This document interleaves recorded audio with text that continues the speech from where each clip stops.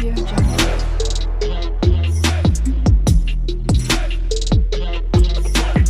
Audio Jungle. నమస్కారం.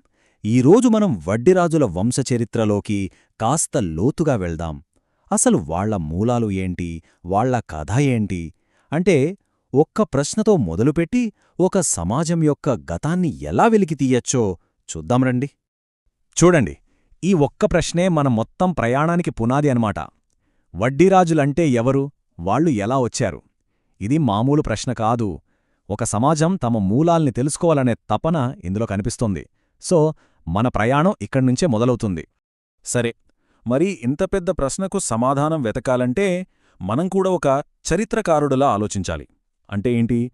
ముందుగా ఈ ప్రశ్నను చిన్న చిన్న ముక్కలుగా విడగొట్టుకోవాలి. ఉదాహరణకు, వడ్డీరాజు అనే పేర్లోనే ఏమైనా క్లూస్ ఉన్నాయా? వాళ్ల మూలాలు ఏ ప్రాంతానికి సంబంధించినవి? ఇలా ఒక్కో అడుగేసుకుంటూ ముందుకు వెళ్దాం. చరిత్రలో ఏ ప్రజల గురించైనా తెలుసుకోవాలంటే మొట్టమొదటి ఆధారం వాళ్ల పేర్లోనే దొరుకుతుంది. అందుకే మన పరిశోధనను కూడా వడ్డీరాజు అనే పేరును విశ్లేషించడంతోనే మొదలు పెడదాం. ఎందుకంటే ఆ పేరులోనే వాళ్ల గతం తాలూకు రహస్యాలు దాగి ఉండొచ్చు. వడ్డీరాజు అనే పేరును కొంచెం విడదీసి చూద్దామా? వడ్డీ అనే పదం ఒడిశా ప్రాంతానికి చెందిన ఒడ్రా అనే పదం నుంచి వచ్చిందా? లేదా రాళ్లు కొట్టే వడ్డెర వృత్తిని సూచిస్తుందా? ఇక రాజు, ఇది వాళ్ళ క్షత్రియ మూలాలనుగాని, వాళ్ళు పాలకులుగా ఉన్నారనే హోదానుగాని చూపిస్తుంది. అంటే చూడండి, ఈ రెండు పదాల కలయిక వాళ్ళ వృత్తి, ప్రాంతం, హోదా ఇలా అన్నిటి గురించి మనకొక మొదటి క్లూ ఇస్తోందన్నమాట. పేరును ఇలా విశ్లేషించాక చరిత్రకారులేం చేస్తారంటే పాత గ్రంథాల్లో ఈ పేరు ఎక్కడైనా ఉందా అని వెతుకుతారు. పాత శిలాశాసనాల్లో వాళ్ల ప్రస్తావన ఉందేమో చూస్తారు. ఇంకా కాలం గడిచే కొద్దీ ఆ పేరు ఏమైనా మారిందా అని కూడా గమనిస్తారు. ఇవన్నీ మన పరిశోధనకు పునాదిరాళ్లలాంటివి. సరే, పేరు నుంచి మనకు కొన్ని సూచనలు దొరికాయి. ఇప్పుడు వడ్డీరాజుల మూలకథల కోసం అన్వేషణ మొదలుపెడదాం. గతాన్ని తెలుసుకోవడానికి సాధారణంగా రెండు దారులుంటాయి. ఒకటి పురాణాల్లో, పాత కథల్లో చెప్పేవి. రెండోది నిజమైన చారిత్రక ఆధారాలు. ఈ రెండు దారులు చాలా ముఖ్యమైనవి. ఎలాగంటే, ఉదాహరణకు వడ్డీరాజుల గురించి పురాణాల్లో ఒక కథ ఉండొచ్చు. వాళ్లకు దైవిక మూలాలున్నాయని ఆ కథ చెప్పొచ్చు. అదే సమయంలో పురావస్తు శాఖకు దొరికిన శాసనాలేమో వాళ్లు పెద్ద పెద్ద కట్టడాలు కట్టారని, ఒక ప్రాంతాన్ని పాలించానని చెప్పొచ్చు. అంటే ఒకటి వాళ్ల ఆత్మవిశ్వాసాన్ని చూపిస్తే, రెండోది వాళ్ల అసలు చరిత్రను చూపిస్తుంది. ఓకే, కథల నుంచి కాస్త పక్కకొచ్చి ఇప్పుడు అసలైన సాక్ష్యాల వైపు వెళ్దాం. చరిత్రలో వడ్డీరాజులు తమ ఉనికిని, తమ ప్రభావాన్ని ఎలా మిగిల్చారు?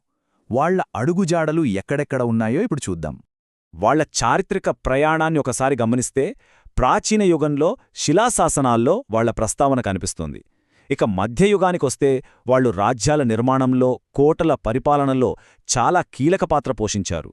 ఆధునిక యుగానికొచ్చేసరికి జనాభా లెక్కల్లో, ఇతర ప్రభుత్వ రికార్డుల్లో వాళ్ల ఉనికి స్పష్టంగా కనిపిస్తోంది.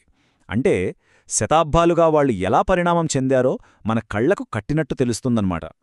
ఇంత దూరం వచ్చాక మనం మొదలుపెట్టిన ఆ మొదటి ప్రశ్నకు మళ్లీ వద్దాం. వడ్డీరాజులు ఎవరు అని అడగడం అసలు ఎందుకు ఇంత ముఖ్యం? ఈ అన్వేషణ వెనక ఉన్న అసలు ప్రాముఖ్యత ఏంటి? ఇక్కడ మనం అర్థం చేసుకోవాల్సిన కీలకమైన విషయం ఒకటుంది. ఈ పరిశోధన కేవలం వడ్డీరాజుల గురించి మాత్రమే కాదు. మనం ఎవరు, ఎక్కడి నుంచి వచ్చాం అనే ప్రశ్న మనందరిది. మన మూలాల్ని తెలుసుకోవాలనేది ప్రతి మనిషిలో ఉండే ఒక సహజమైన తపన. ఇది దాని గురించినది. చివరిగా మనం గ్రహించాల్సిందిదే, ప్రతి సమాజానికి ఒక కథ ఉంటుంది. ఆ కథను బయటకు తీయటం వల్ల మనందరి ఉమ్మడి అవగాహన ఇంకా పెరుగుతుంది. వాళ్ల కథ కూడా మనందరి కథలో ఒక భాగమవుతుంది. ఈ ఆలోచనతో ఈ విశ్లేషణను ముగిద్దాం. కాకతీయుల కాలం నాటి నిర్మాణ పనుల నుంచి నేటి ఆధునిక సమాజం వరకు ఈ ప్రాచీన వంశాల కథలు మన గుర్తింపును, మన ప్రపంచాన్ని ఇప్పటికీ ఎలా ప్రభావితం చేస్తూనే ఉన్నాయో ఒక్కసారి ఆలోచించండి. Audio Jungle.